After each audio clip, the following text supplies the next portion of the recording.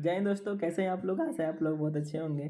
तो फ्रेंड, जैसे कि हम लोग एनसीईआरटी की जो क्लास कर रहे थे उस जो है सीरीज़ में, उस श्रृंखला में हम लोग का जो है चैप्टर नंबर 3 है।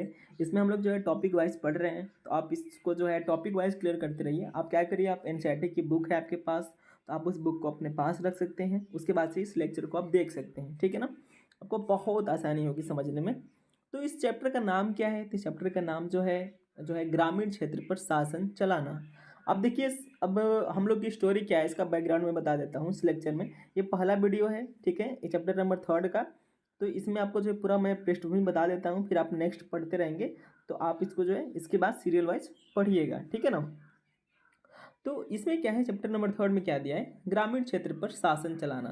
भाई कौन शासन चला रहा है? तो इस पर शासन चला रही है ईस्ट इंडिया कंपनी। अब ईस्ट इंडिया कंपनी क्या है, इसको हम लोगों ने जो है इसके ईस्ट इंडिया कंपनी, ठीक है, इसको जो है हम लोगों ने पिछले जो चैप्टर है, जो चैप्टर नंबर 2 है, वहाँ पर इसको हम लोगों ने बहुत अच्छे से डिटेल में समझा है। आखिर ईस्ट इंडिया कंपनी क्या है, कहाँ से आई है, क्या करने आई है। तो बता दूं कि ये जो है यूरोपीय कंपनी है, वो भारत में आई थी व्यापार करने। व्यापार करते करते क्या करती है कि कंपनी जो है शासक की भूमिका में आ जाती है, राजनीतिक पृष्ठभूमि में आ जाती है, ठीक है ना।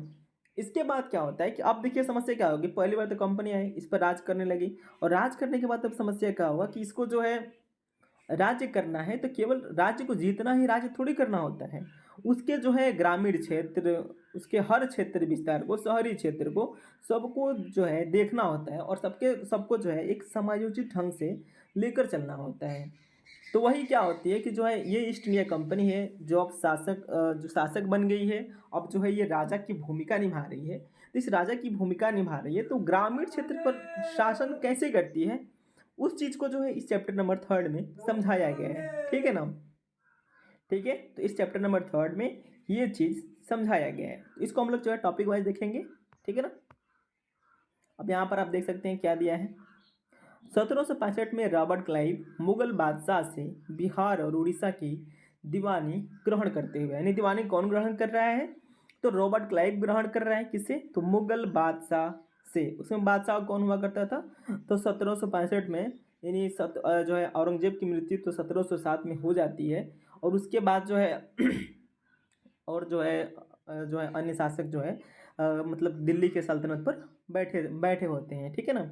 यानी ये लोग जो है मुगल काल के उत्तराधिकारी लोग हैं। आप यहाँ से देख सकते हैं ये कौन है, तो ये जो है रॉबर्ट क्लाइव है। रॉबर्ट क्लाइव क्या कर रहा है, ठीक है, इसी में जो है एक रॉबर्ट क्लाइव है, ठीक ना। वो किससे जो है दीवानी ले रहा है, तो मुगल बादशाह से। यानी दीवानी की जो है वो परमिशन किससे ले रहा है, तो उसमें बादशाह हुआ करते थे जो दिल्ली में बैठा करते थे, जिसे मुगल कहा जाता है। तो मुगलों के उत्तराधिकार हुआ करते थे। अब देखिए, कंपनी दीवान बन गई। अब कंपनी दीवान बन गई तो क्या हुआ, इसके बाद क्या होता है, इस चीज़ों को हम लोग यहाँ पर देखेंगे, ठीक है ना। कंपनी दीवान बन गई। 12 अगस्त 1765 को मुगल बादशाह ने ईस्ट इंडिया कंपनी को बंगाल का दीवान तैनात किया, ठीक है।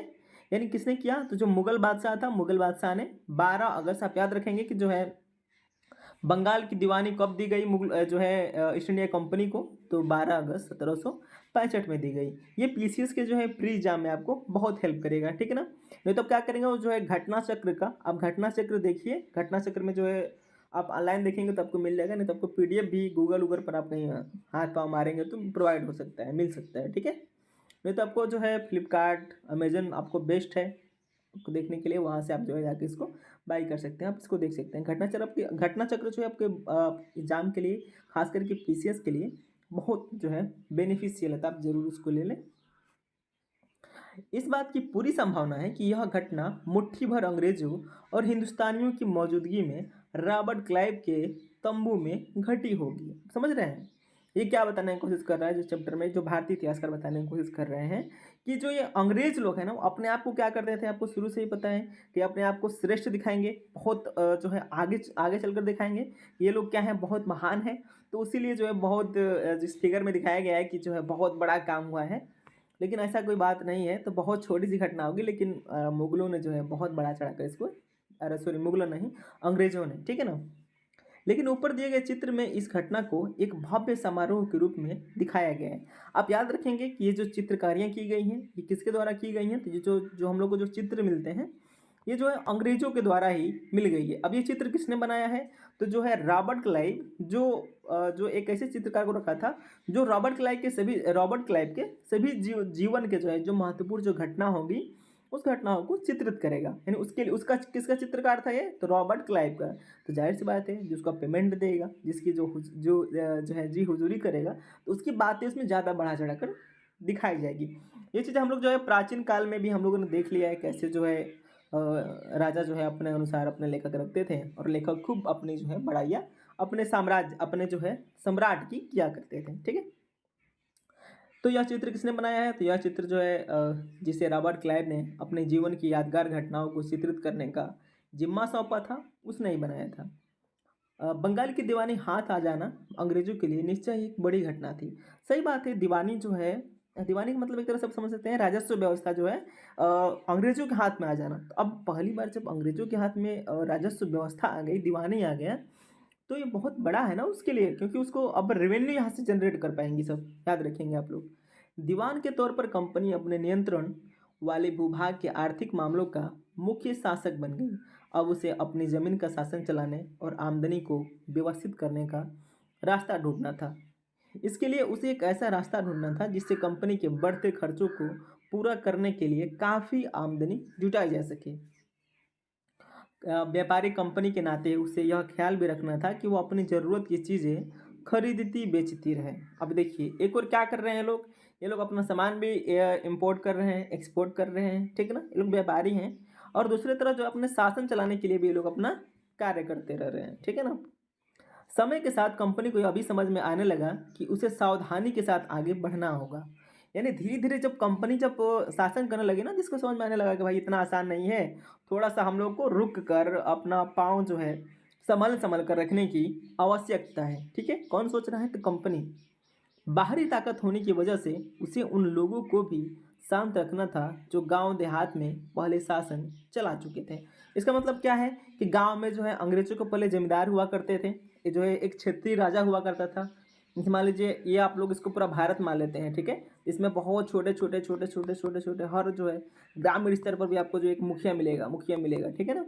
तो ये जो मुखिया वास्तव में भाई एक क्षेत्र का राजा है ना, जो आज के प्रधान जैसे की है, ठीक है। तो इसको शांत कराना होगा ना, क्योंकि आखिर ये लोग जो है शासन में रहे हैं, तो अपनी शक्तियों को, कोई भी जो है सत्ता में रहता है तो अपनी शक्तियाँ त्यागना उसको मंजूर नहीं होता है, ठीक है ना। तो इसलिए अंग्रेजों को उनसे भी भिड़ना था जो गांव के प्रमुख हुआ करते थे, यानी गांव के वीआईपी आप मान सकते हैं, गांव के उस समय के, ठीक है ना। लगभग 1765 की कहानी हो रही है, यानी 18वीं शताब्दी की बात हो रही है यहाँ पर, ठीक है, आज की बात नहीं हो रही है। और जिनके पास अभी भी काफ़ी ताकत और सम्मान था, ऐसे जो लोग स्थानीय सत्ता में रह चुके थे, उन्हें नियंत्रित करना तो जरूरी था, लेकिन उन्हें खत्म नहीं किया जा सकता था। आप ये लोग राजा तो है नहीं, ये राजा तो नहीं है कि ना कि आप इसे युद्ध के माध्यम से, रणनीति के माध्यम से आप इसे हरा सकते हो। ये तो भाई गांव गांव स्तर पर है, तो आप इसे हरा नहीं सकते हैं। कितने लोग को हराएंगे? एक हराएंगे 10 खड़े हो जाएंगे, ठीक है, चौतरफा फिर आपको विद्रोह झेलना पड़ेगा, ठीक है। तो इस अध्याय में हम देखेंगे कि कंपनी ने ग्रामीण इलाकों को उपनिवेश कैसे बनाया, आय के संसाधन जो है कैसे जुटाएं, लोगों के अधिकार किस तरह तय किए और मन माफिक फसलों की खेती कैसे कराई। यानी इस पूरे चैप्टर में हम लोग को ये देखने को मिलेगा कि जो है आखिर ये समस्याएं हैं जो है ग्रामीण में, लेकिन इस ग्रामीण को रेगुलेट कैसे करती है अंग्रेजी कंपनी। तो उन चीज़ को जो है इस पूरे चैप्टर में हम लोग इसको खंगाल कर रख देंगे, ठीक है ना। तो इसी में जो है गाँव से बहुत चीज़ें कराई जाती हैं, जैसे कि नील की खेती आपने सुना होगा, तो नील की खेती यहीं पर देखने को मिलेगी। तो नील की खेती हम लोग को देखने को मिलेगा। फिर गांव में ये लोग जो है शासन कैसे करते हैं। और आपको पता है कि ये लोग क्या करते हैं, ये अंग्रेज लोग इतने, मतलब सोच सकते हैं ना, इतने हाई क्लास के, आप इसे बेईमान मान सकते हैं। ये लोग भारत की जो जो व्यवस्थाएं हैं, जो ग्रामीण स्तर तक जो है जो टैक्स वसूला जाता है, जिसे आप लोग जो है नाई टैक्स कहते हैं।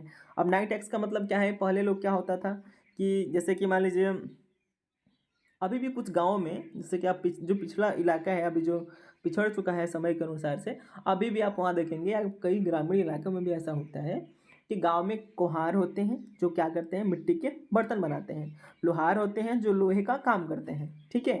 तो ऐसे ही मान लीजिए बहुत सारी चीज़ें, जैसे कि धोबी हो गए, ये लोग कपड़ा जैसे धोते हैं, ठीक है ना। ऐसे बहुत सारे जो समुदाय हैं जो अपना अलग अलग पेशा लेकर काम करते रहते हैं।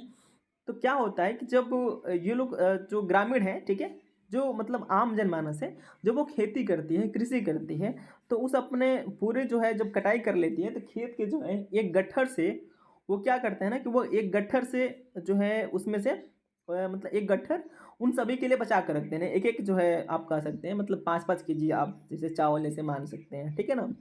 तो ये इन लोगों को दिया जाता था, लेकिन अंग्रेज़ों के आने की वजह से ये चीज़ भी खत्म हो गई। सोच रहे हैं? ये लोग इतने प्रभावित थे कि ये चीज़ भी खत्म होने लगी, तब से खत्म हो रही है और आज आप देख रहे होंगे कि विलुप्ति के कगार पर है।